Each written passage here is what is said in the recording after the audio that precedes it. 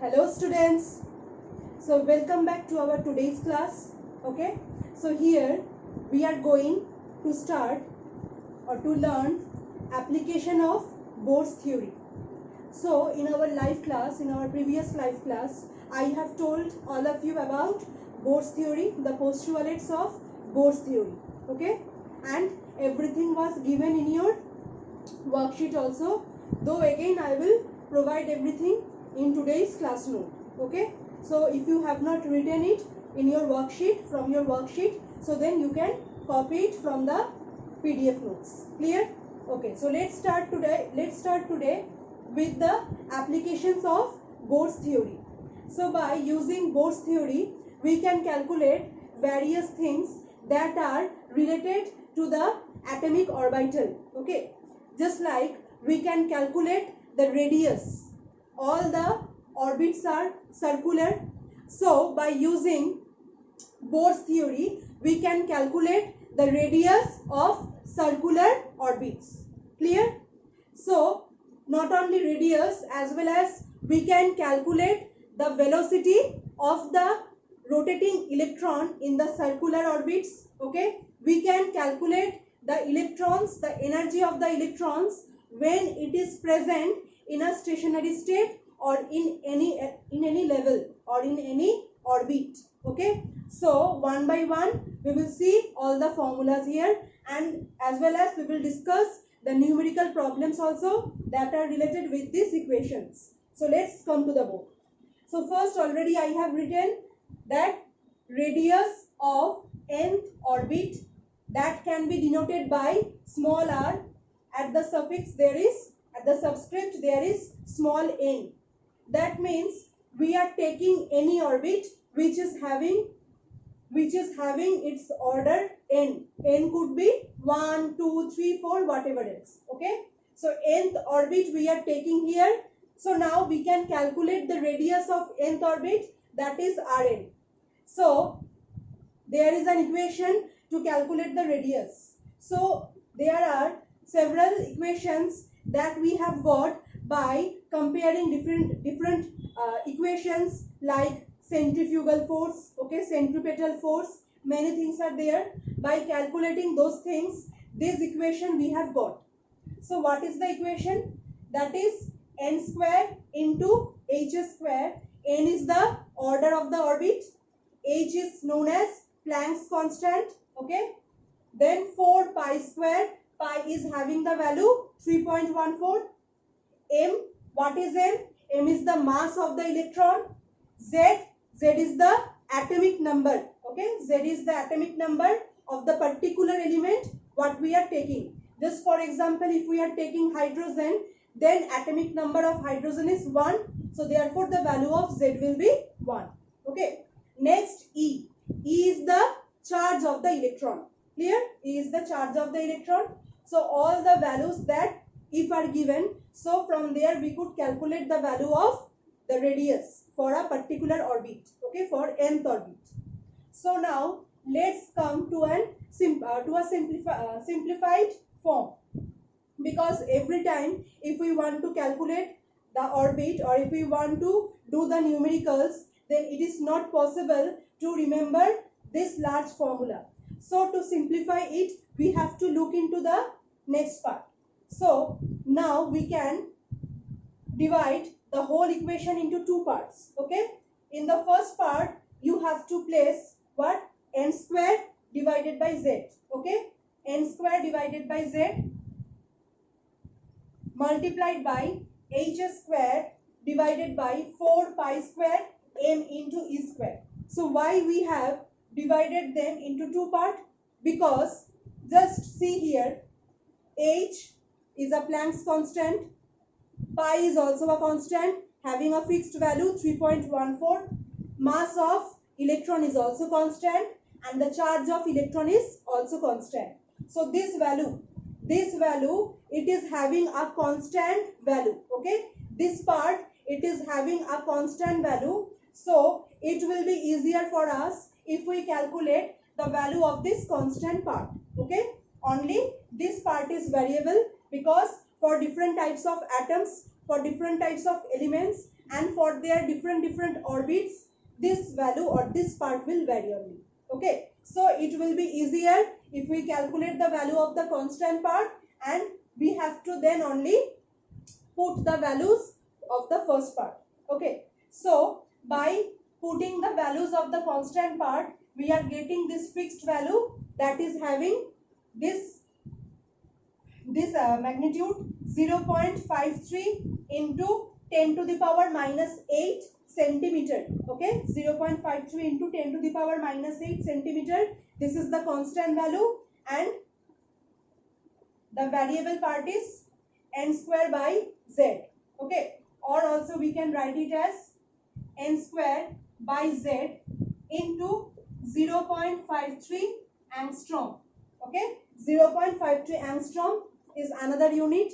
1 angstrom is equal to what? 10 to the power minus 8 centimeter. 1 angstrom is equals to 10 to the power minus 8 centimeter. Okay, now the next part. So I think this equation is clear for you all, that if you want to calculate the radius of any element of any atom and for any of their orbit, then instead of using this large formula, you have to remember only this simplified formula, where you can see the first part is variable which contains n and z, and the second part is having a constant value. Clear? Okay, so now let's come to an example to make this equation more and more clear. Okay, so I am telling you one question. The question is, calculate the radius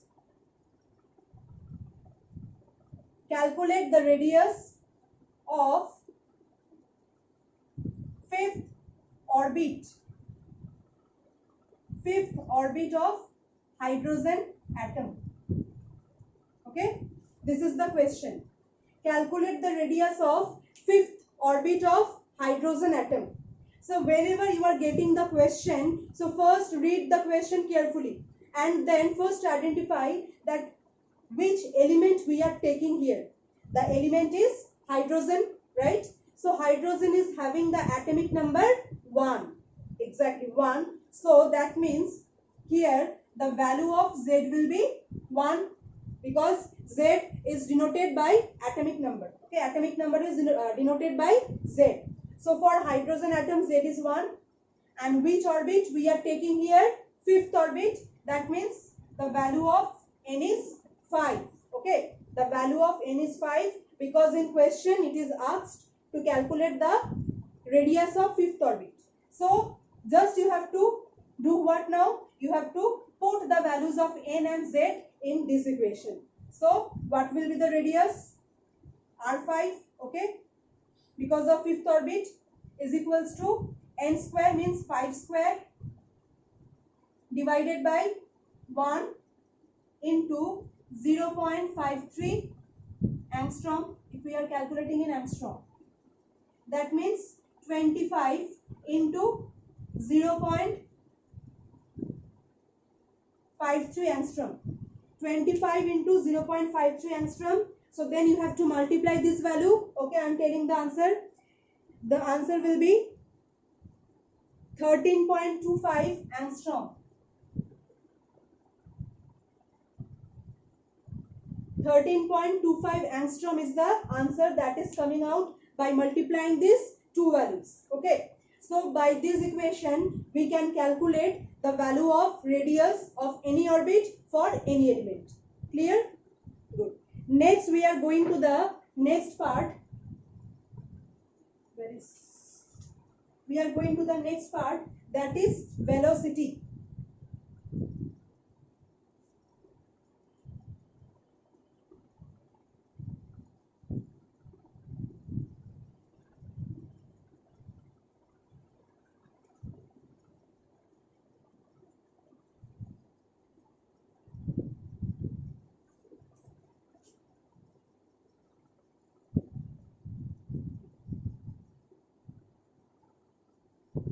Okay, this is the velocity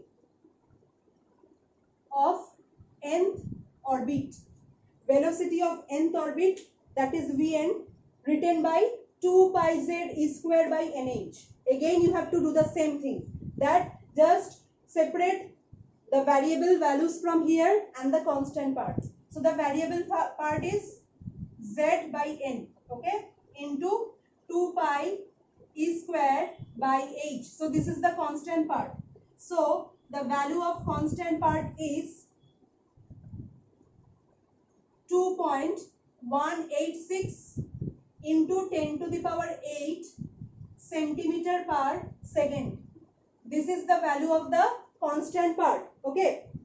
So this is the variable part and this is the constant part. So again the same thing you have to do whenever we will be asked for calculating the velocity of any orbit for any element. You have to just put the different values of z and n. Again I am giving a question from this part so that this equation become more clear to you all. That is, calculate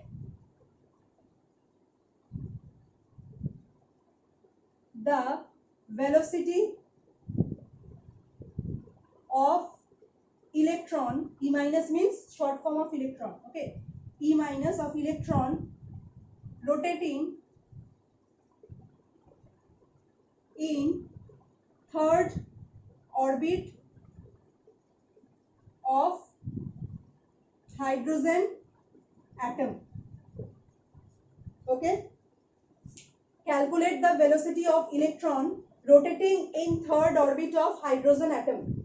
That means third orbit means what? The value of n is given as 3 here. So just write n is equals to 3. And as we have taken again hydrogen atom here, so the atomic number for hydrogen is 1. So z is equals to 1. Okay. So now just put the values in this equation. So it will be 1 divided by 3 into 2.186 10 to the power 8, 1 by 3 into 2.186 into 10 to the power 8 centimeter per second. These numericals that I am doing now, these questions also you have to note in your copy. Okay, so not only watching the video, these questions you have to copy in your notebook. So now you have to divide 2.186 by 3. So what will be the value?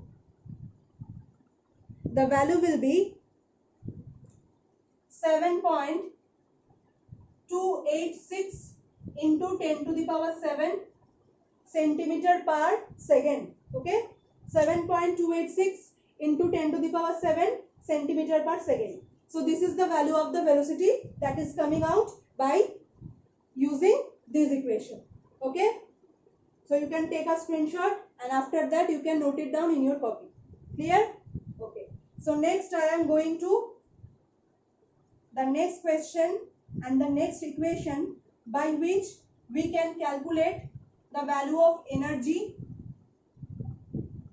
for any electron that is rotating in a stationary orbit or in a circular orbit. So here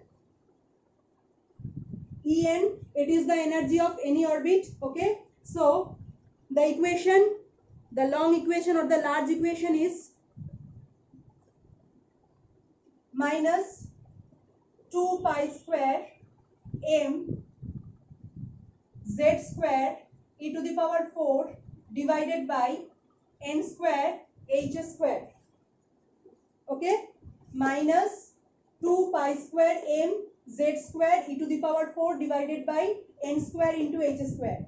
Just a small thing I am telling you here, in the worksheet that I have given to you all. Okay, so there the z has been written mistakenly as z. Okay, there I have written it as z, but it will be z square. Okay, so if you have already noted it down in your copy, so mind it to note it as z square and not z. Okay, that will be z square, and there I have written only z. Clear? So that will be z square. So again now you have to separate the variable part. This is the variable part and this is the constant part.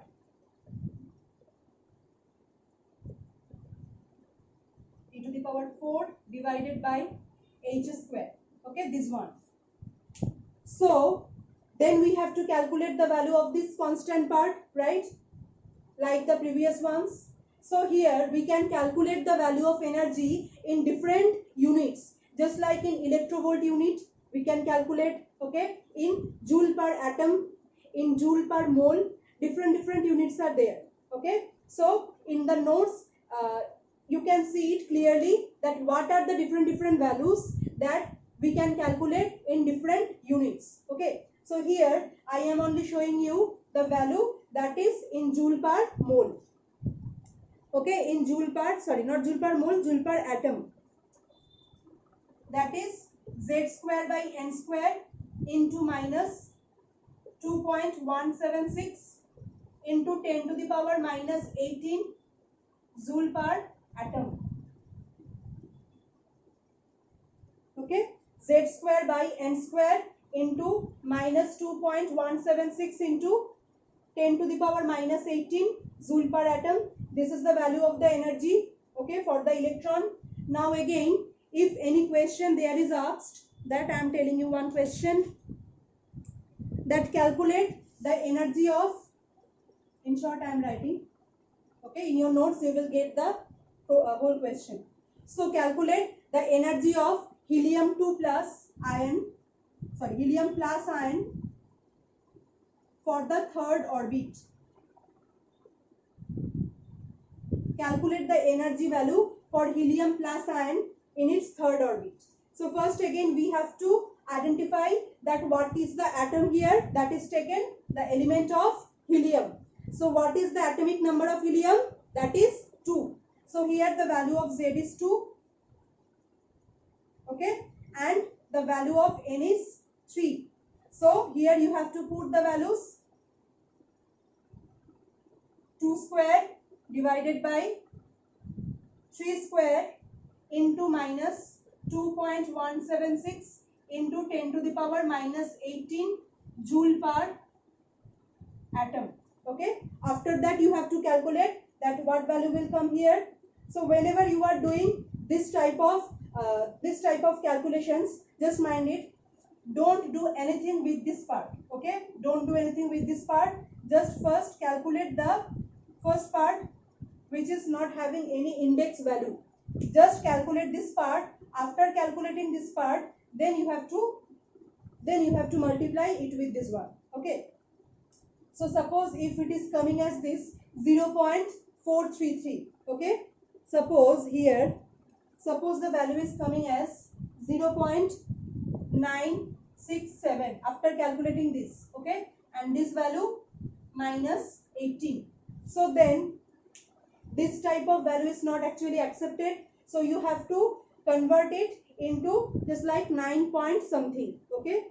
So what you have to do here, so multiply this value with 10 and divide this value with 10, okay. This one you have to multiply with 10 and for this you have to divide by 10. So what will be the value finally? That is 9.67 into 10 to the power minus 19, okay. For converting it into this, you have to multiply this by 10 and for converting it into this, you have to divide it with 10. So minus 18 divided by 10, that will be minus 19 and this will be 9.67. Okay, I think this is clear now.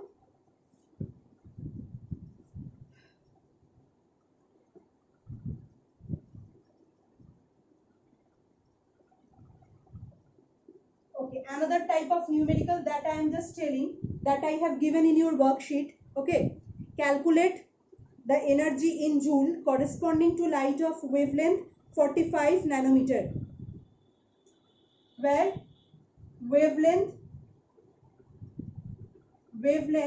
is given as 45 nanometer. Okay, wavelength is given in the question. The value of Planck's constant H is given, minus 27 arc second or joule second. Here we have to calculate in joule second, that means minus 34 joule second okay, and the value of C is given as 3 into 10 to the power 8 meter per second. So in the question there is given wavelength is given, okay, the value of H is given, and C is what? C is the velocity of light. Velocity of light, that is 3 into 10 to the power 8 meter per second. These all are given. Now you have been asked to calculate the total energy of the electron. Okay, so for this reason you have to take the Planck's theory. Okay, according to Planck's theory, this is the energy of one quanta, that is E is equals to h into nu, where h is the Planck's constant and nu is the frequency. So to calculate the energy we have to use this equation. Okay, so just you have to first read the question carefully and then you have to identify that which equation you have to follow for calculating this value. So here, as these values are given in the question, that means we have to use the Planck's theory. So here the value of h is given but nu is not given, frequency is not given here. So we have to calculate the value of nu by using C and lambda. Wavelength means what? Lambda. Right? Now you know this equation, that is C is equals to nu into lambda. C is equals to nu into lambda. All of you know this equation well. Okay. So from here we can write nu is equals to C by lambda. Okay. Nu is equals to C by lambda. So now just put the value of nu here. And you have to note it that all the units should be in same unit. Either it is in CGS or in SI. Okay. So 45 nanometer. So 1 nanometer means what? 10 to the power minus 9 meter. So 45 into 10 to the power minus 9 meter. What I have written first. First you have to write the value of H. What is the value of H? This one in joule. 6.626 into 10 to the power minus 34 into, then you have to put the value of C, that is this one, all are in SI, divided by, then you have to put the value of lambda, that is 45 nanometer. 1 nanometer is equals to 10 to the power minus 9 meter. So here 45 into 10 to the power minus 9 meter. Okay. Everything I have given you. After that the rest part you have to do by yourself. Okay, do it in your copy, then I will check. So just calculate these values first, that 6.626 into 3 by 45, and then do these parts together, minus 34, 8, minus 9. Just like mathematics you have done in index chapter. Okay, so then after that you have to calculate all of them, or also you can take the help of calculator also. Okay, so these are the main numericals. So I have given many other numericals also in your worksheet. So first try to do those numericals by yourself.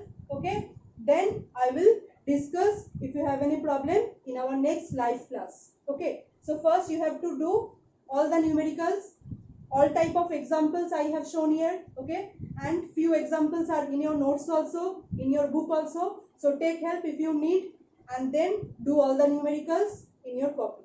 Okay, so today our class is over here. So in our next class we will discuss about the merits and demerits of Bode's theory. Okay, I think today's class is clear for you all. Thank you for watching this video. Have a nice day.